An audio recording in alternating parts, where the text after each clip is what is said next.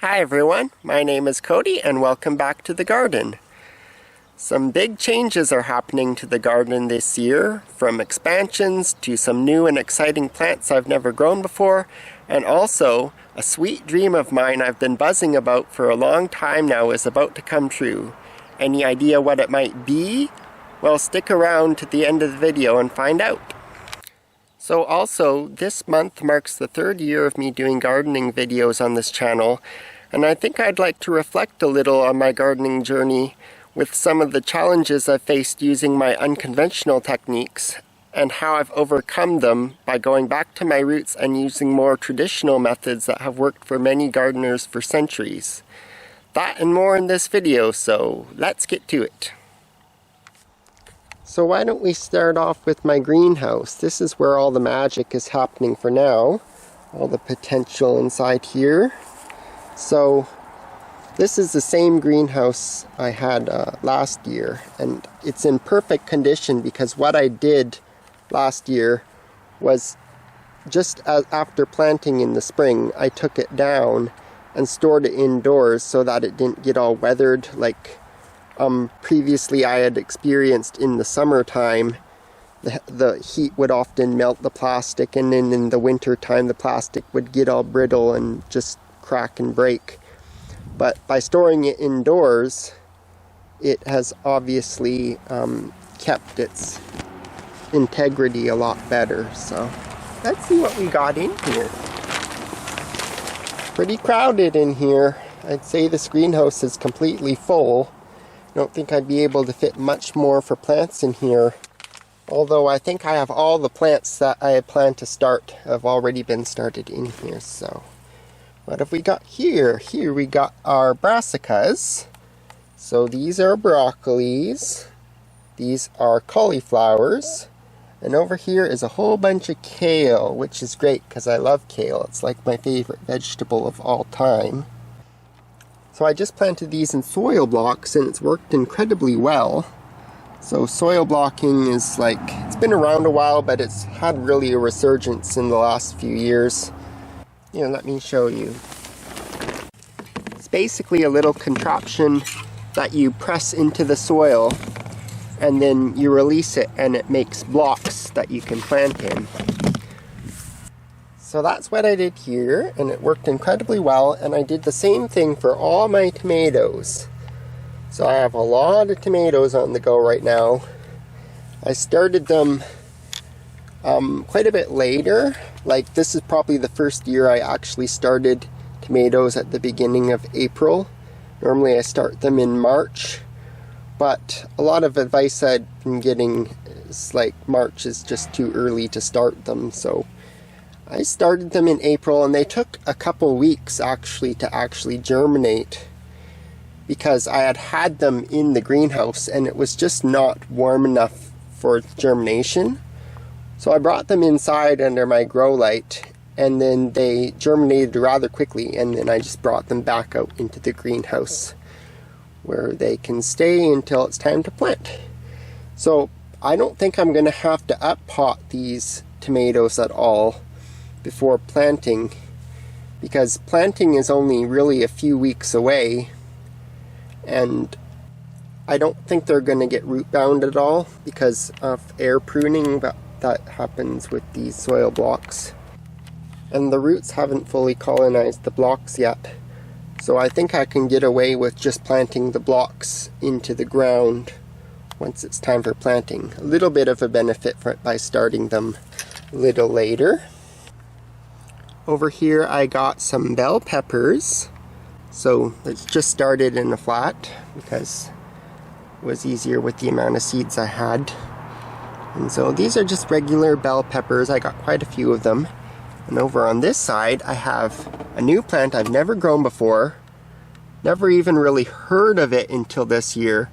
These are known as garden huckleberries, also known as wonderberries.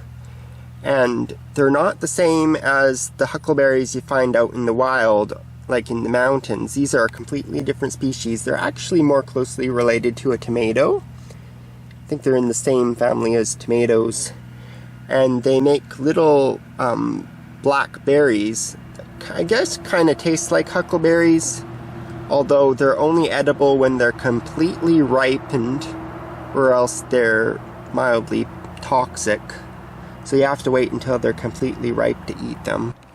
Over here I have some cayenne peppers. Now, I had been growing them for a while now, just in these little cells, and they've been doing just fine. I think it says on the tag March 4th. So yeah, I started these quite a bit earlier than the bell peppers, which I started like April 7th. But cayenne peppers and hot peppers in general do need more time. So it's better to start them a little bit earlier too. So over here I got eggplants. So these are just your regular eggplants. Over here I have ground cherries. So I had grown golden berries before, and they're pretty much the same thing. These are a slightly different variety. They're like the Aunt Molly's ground cherries, but they're basically the same plant, and they make pretty similar, almost identical fruits. So I got like a dozen of those or so. So over here I have tobacco seedlings. Now, I do use tobacco, but never the store-bought kind, because that's just terrible for you. But when you grow tobacco yourself organically, it's obviously not sprayed with all those harsh chemicals, and they're not laced with all those bad stuff they put in commercial cigarettes and everything. So it's quite a bit better for you than anything you would get at a gas station. And so I would never use gas station tobacco, but growing it myself, absolutely. So going down here, I have a mixture of various plants. These are celery. This is just the regular, well, it's a cutting celery, so it has much thinner stalks, but it's good for like soups and that sort of thing.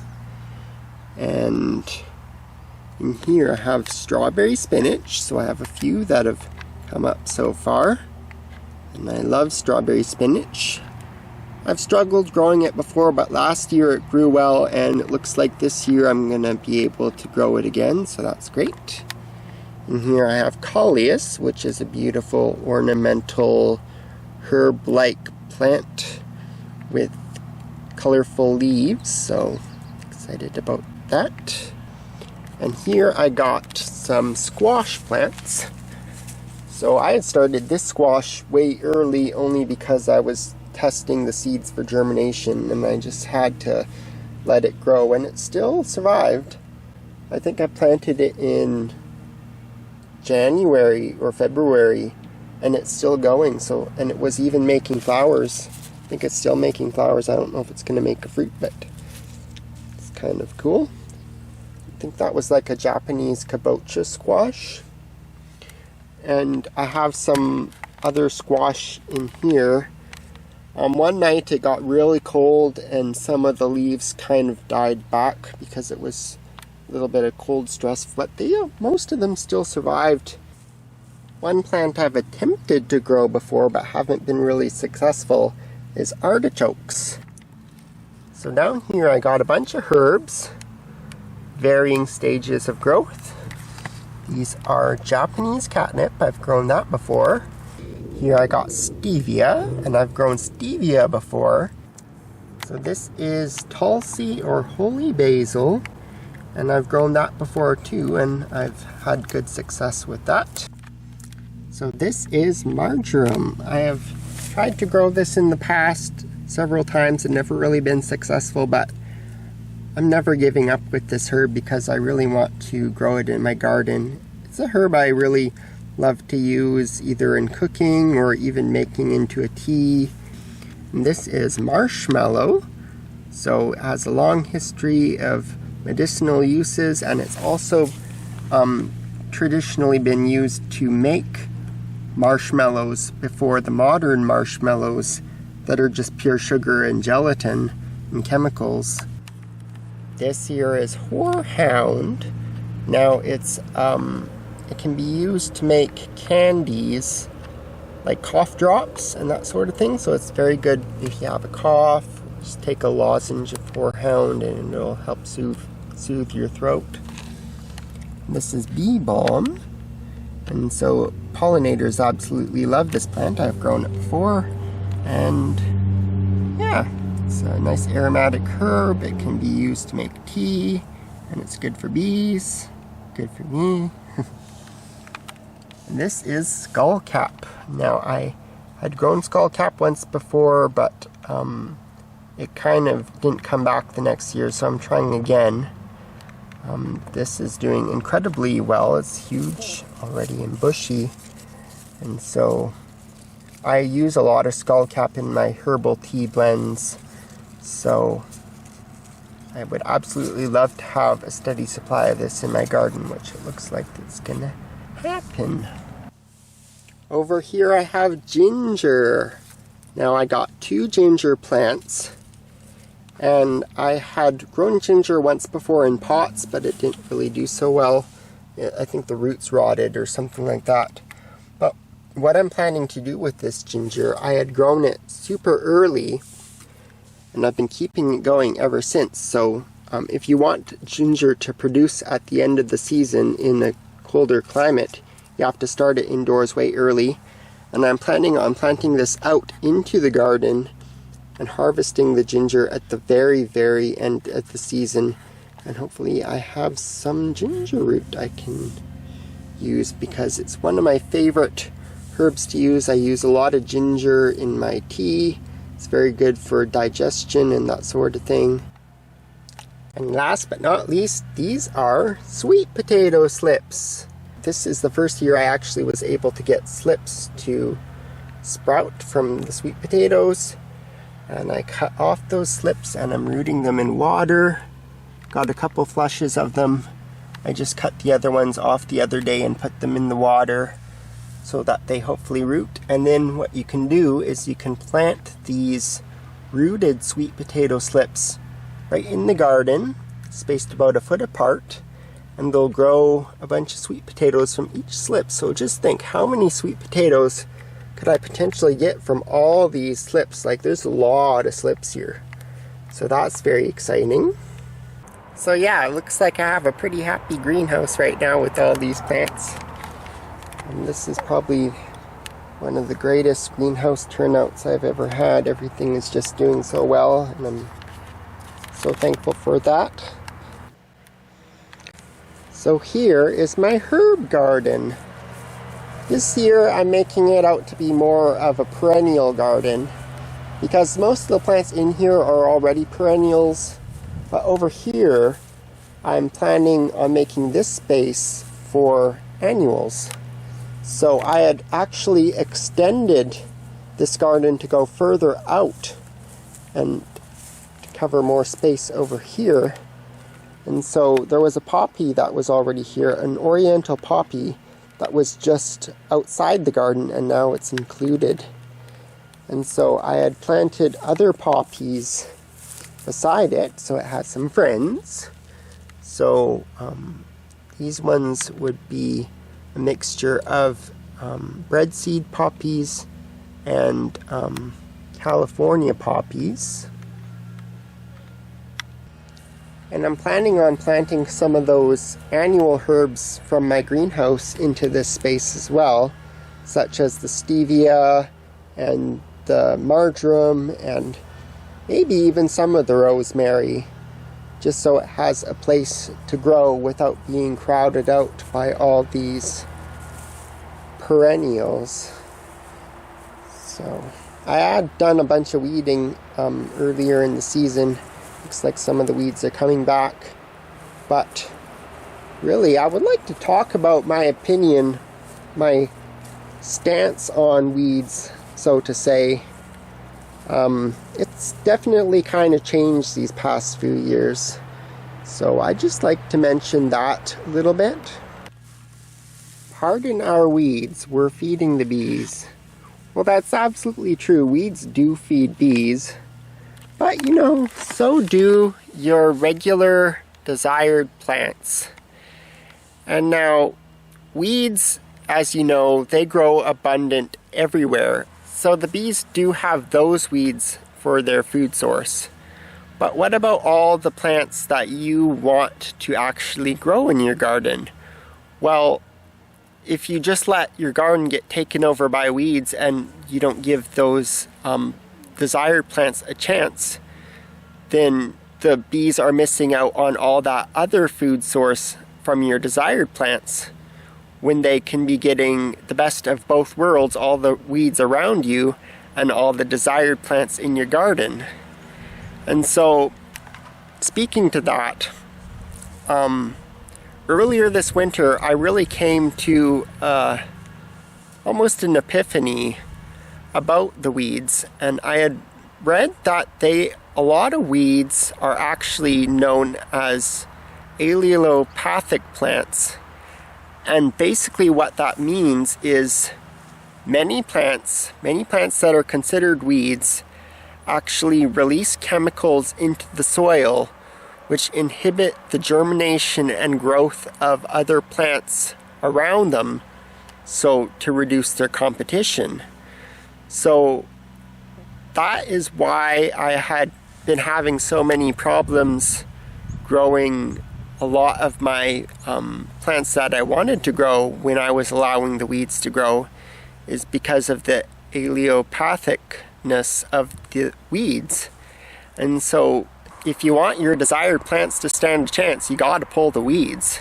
And so chopping and dropping the weeds, like a lot of permaculturalists say you should do, is not really the answer, because there's still all that allelopathicness going on in your garden, because the weeds are still there. They're constantly regenerating. Sure, your desired plants might have more light or that sort of thing, but that's not really the issue. It's that the weeds are they are indeed outcompeting your plants. So now I'm all about pulling weeds and giving space for the plants I adore to actually grow.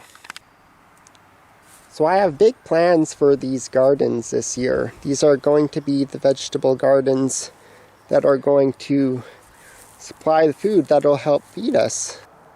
So I had weeded that garden bed as well, and weeding these beds was a lot of work, but it's absolutely necessary so that you can be able to grow healthy, productive vegetables. So, let's show you what I got here.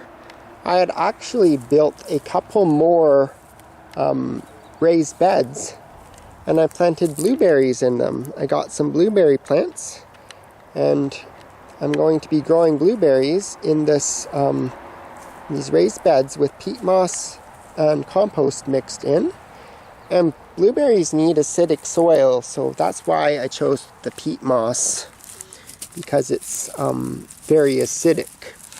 And also in these boxes I planted strawberries as kind of a companion plant for these blueberries. So wouldn't that be fun to pick some fresh blueberries and strawberries right from the garden? And these blueberries are actually flowering already, so it means they're going to produce fruits this year. But this one isn't flowering yet, but it might. But I think this was a younger, less established plant. So this garden got a complete overhaul this year, mainly pulling weeds because it was completely taken over, particularly by the dandelions, which are kind of coming back, but I'll get you again sometime. But this garden last year, it really was kind of a failed vegetable garden because of all those weeds.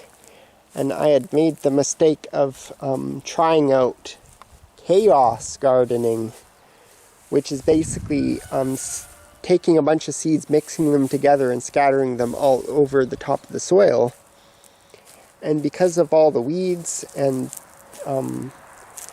they just didn't grow very well at all, and I hardly had any vegetables in here because it was just chaos. And so I'm going to aim for a much more orderly garden this year. And so last year I planted garlic over here. It's doing really well considering how dry this area naturally is because of the shade from those trees.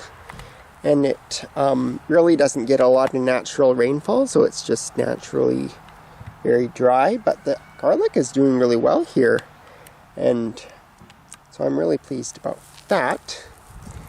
And I still have some strawberries over here, so more strawberries, that's always a good thing.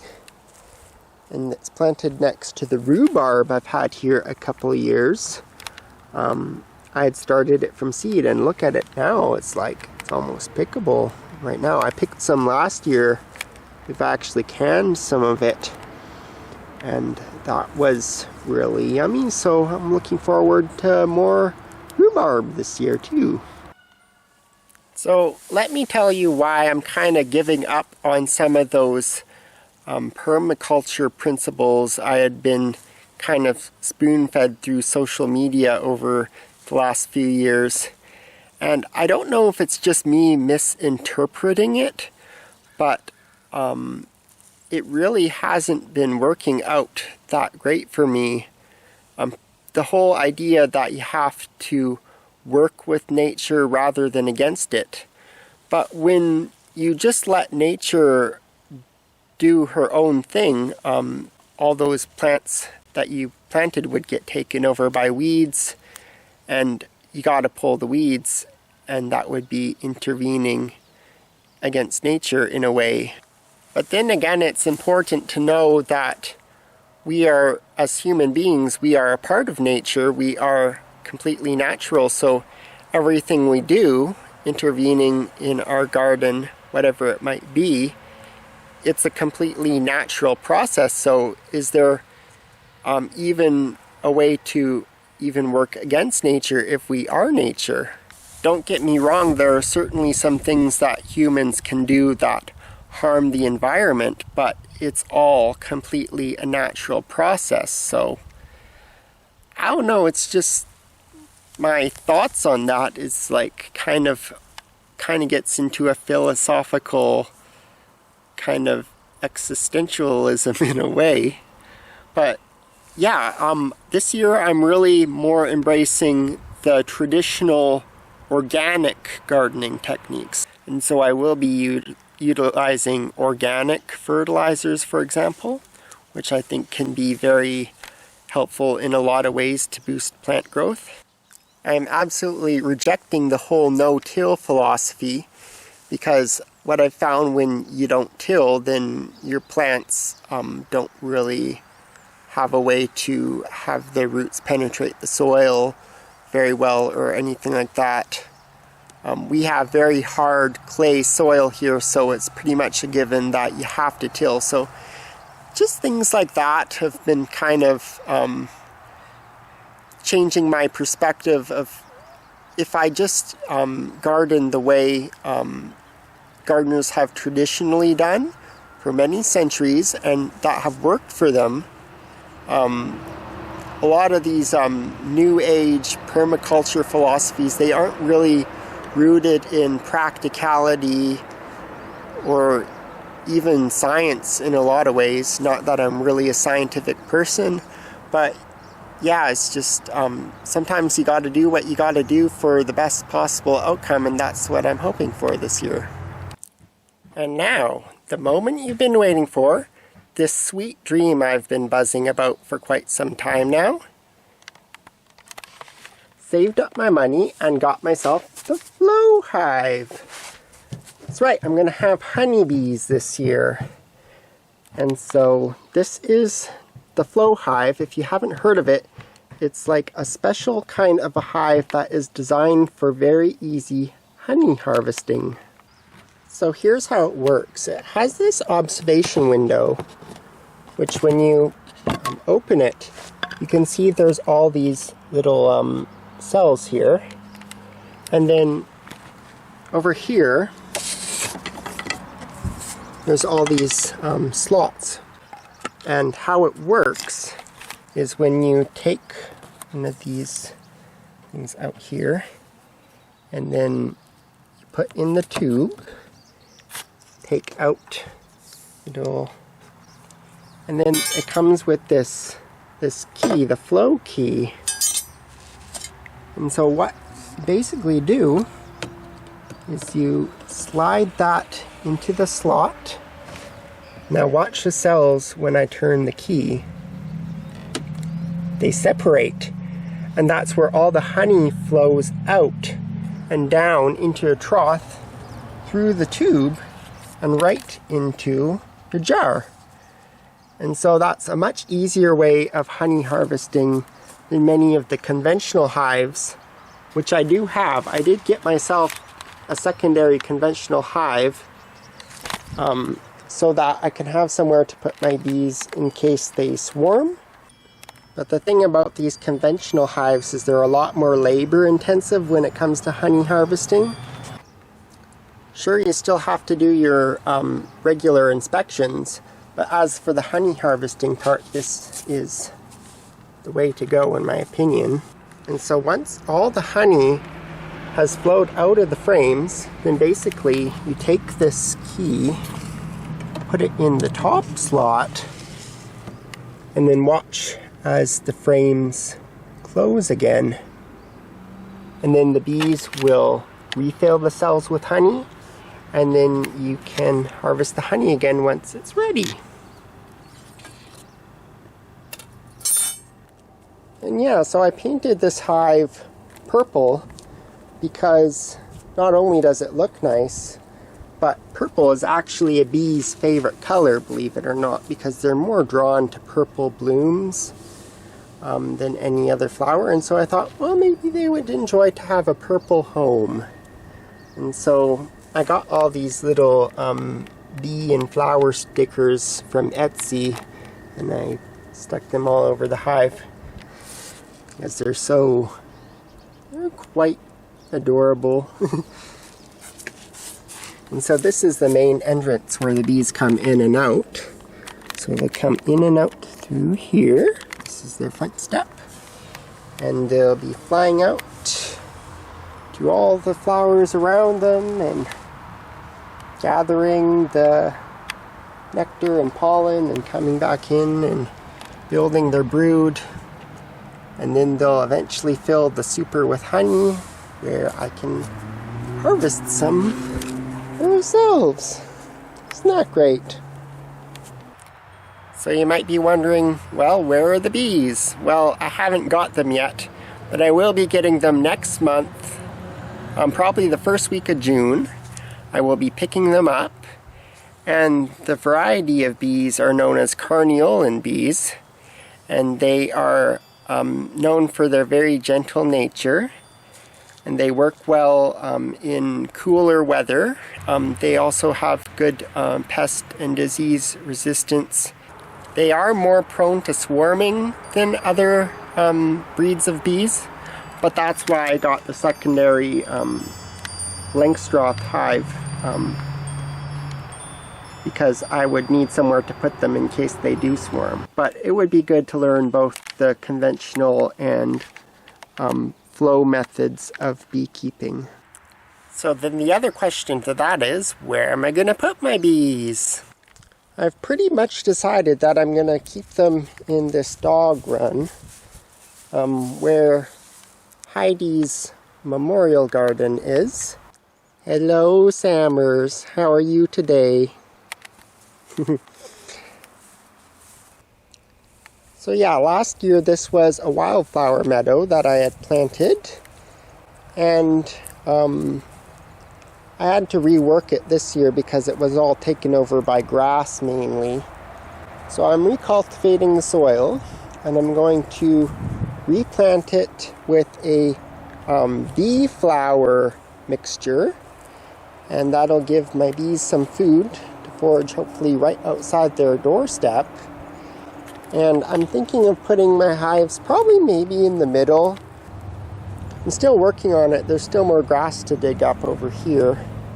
But I think once it's done, and I got my hives in here, I'm planning on getting one of those electric fences and just keeping it all the way around the perimeter of this flower garden, so that one, the dog doesn't get too close to the bees and the bees get angry at the dog.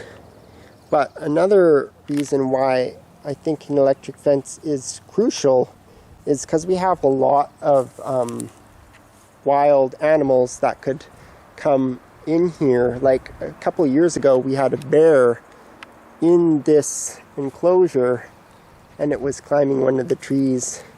And so we don't want bears to get at the flow hive and disturb the bees and eat all the honey and that sort of thing. So that would keep the bears out, that would keep the raccoons out. We had a raccoon actually here yesterday.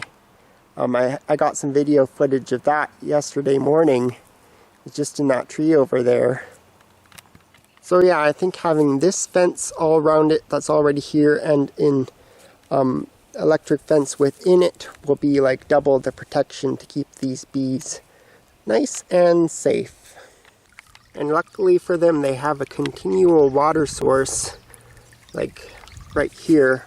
And so that's not far from where I'm going to put them, so they'll have somewhere where they can get their much needed water. So yeah, that's pretty much it for the day. It's nice that spring has come again, because you can always just get like a fresh start on things. And that's the beauty of gardening. You can start fresh every spring, and the possibilities are really endless. So thanks so much for watching and listening to this episode. Hope you have yourself a great day, and until next time, happy gardening everyone!